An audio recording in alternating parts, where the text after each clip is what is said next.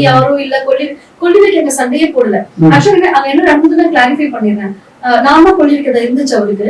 கொல்லி வைக்கிறதுக்காக என்கிட்ட ஆதார் கார்டுலாம் வேணும் இல்லையா, சோ ஆதார் கார்டுலாம் கொடுத்து என்ன கொல்லி வைக்க சொன்னாங்க. அப்போ வந்து அவங்க அப்பா ரிலேட்டிவ் அங்க ஆக்சுவலா சிந்தி கராச்சி இருக்கு இல்லையா, அவங்க அப்பா வந்து கராச்சி. அந்த வந்து ஏதோ வார் டைம்ல இந்தியா வந்தவங்க. அவங்க அம்மா வந்து மலையாளி அவருக்கு. அந்த டைம்ல வந்து அவங்க அப்பா சைடு சொன்னாங்க, இல்ல ஜென்ஸ் யாராவது வச்சா நல்லா இருக்கும் அப்படின்னு இருக்காங்க.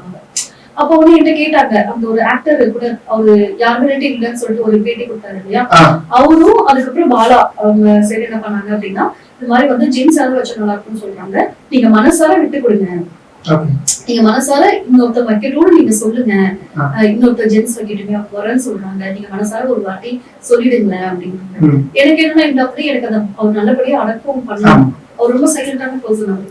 அதனால நான் சொன்னேன் சரி ஓகே அப்படி வைக்கணும் அப்படின்னா அப்பா சைடு வேணா அம்மா சைடு. அப்பா சைடு வந்து அவ்வளவு அட்டாச் இருக்கு, பட் அம்மா சைடு ரொம்ப அட்டாச். அது ஏன் அப்படி அவர் என்ன சொன்னாரு அப்படின்னா, என்கிட்ட சொல்லியிருக்காரு, நான் சப்போஸ் இருந்துட்டா நீங்க தனியா கஷ்டப்படக்கூடாது, என் அம்மா சைடு சொன்னா அவங்க பாத்துப்பாங்கன்னு சொல்லியிருக்காரு என்கிட்ட. அதனால நான் சொன்னேன் அவங்க அம்மா சைடு பண்ணணும். அம்மா சைடு யாருமே வரவே இல்லை, அவங்க வந்துட்டாங்க, காலையிலேயே வந்துட்டாங்க. அவங்க வந்து அந்த கேமராவுக்கு பின்னாடி அவங்க வரல, அவ்வளவுதான்.